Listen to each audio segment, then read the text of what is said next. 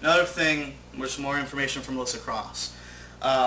This is actually really good teaching because this is what I've been trying to teach for a while. I just say it a little differently. Says it doesn't work to focus on body parts to operate the voice because that is not the way the brain controls the voice in the cerebral cortex. That's just more kind of saying what I say, except for I make it more, I don't like using too many big words. I try to be a little bit more personable. Maybe that makes me seem more naive. Maybe that makes me seem less educated. I just try to be more personable because I know a lot of guys that are screaming aren't sitting there with their big old glasses watching Star Trek and saying the cerebral cortex. Anyway, I'm sorry. That's just, it's anatomical words, so you don't have to be a nerd to know them. She just has been trained for so long that she spits them out like they're nothing. Anyway, I don't do that. When she says it doesn't work to focus on body parts to operate the voice because that's not the way the brain controls the voice, that's what I've been trying to say for a long time when I say that it's hard to teach someone how to scream because so much is mental. If you look at my Screaming the Process video, I even say that screaming is 50% physical, 50% mental. That a lot of it is done, you have to see pitches in your head if you want to do pitches. To get my scream, I still have to do this. If you're screaming, if you're doing my screaming, you're going, yeah!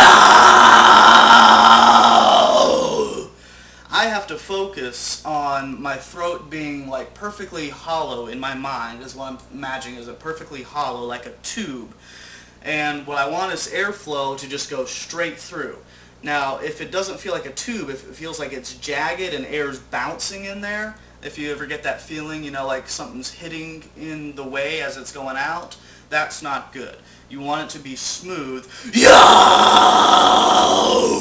That's where you get the sound, and that's how you not hurt yourself.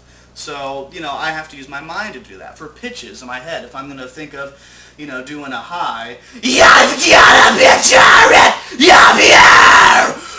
If I want to do it low, you have to picture it down here.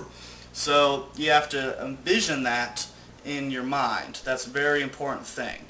The last thing that she said to me, or last thing I'm going to touch on, says that I feel your anecdotal approach to teaching needs substantiation with training, experience, and commitment to further investigation in order to be credible.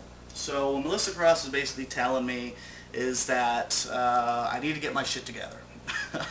Which, once again, goes back to the fact that I've never thought I would be a vocal coach. I think it's awesome that I've helped so many of you people out there.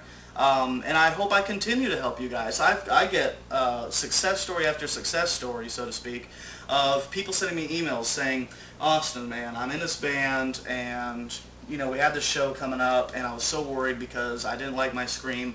After watching your videos, I played that show, I was so confident, I did my scream, it was perfect, everyone loved it, thank you so much.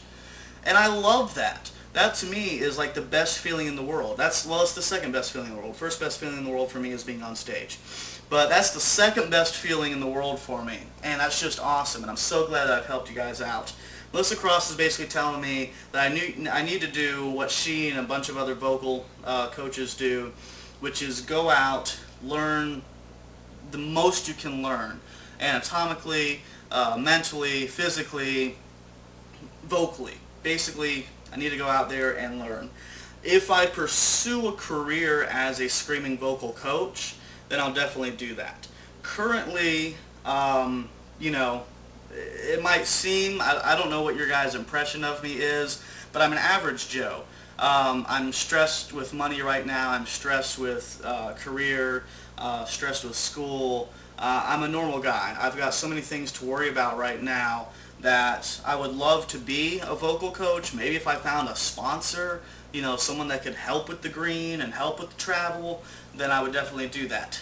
But until I have that kind of money and can put my feet on the ground and go out and do that kind of stuff, I'm going to have to stick with Google research and book research. Here's another thing, guys. If you have certain questions like that, you can go down to your local bookstore and you can find anatomy books specifically for your voice. A lot of stuff you're going to find is going to be for singing, because in today's society, screaming is just starting to become recognized as a vocal style.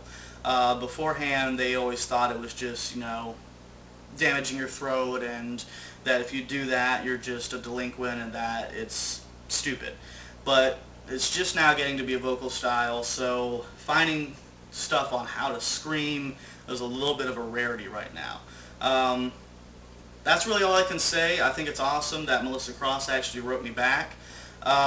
So end result is basically that I don't mean to tell you the Zen of Screaming is horrible and it won't do anything for you. I don't mean to rag on Melissa Cross or any of her teachings. I actually respect her a lot. You know, my teaching has always been do the scream that fits you. Apparently I'm just going to have to save up some money and go see Melissa Cross myself and get actual vocal lessons from her so I can figure out how to turn, you know, the vocal fry into my scream. How to converge the two and hopefully get something that sounds perfect with perfect breathing control and everything. So that's really all I can say is do the scream that fits you, and I'm hoping that I've helped you guys out, and I appreciate it so much, and I'm sorry that this video is so freaking long.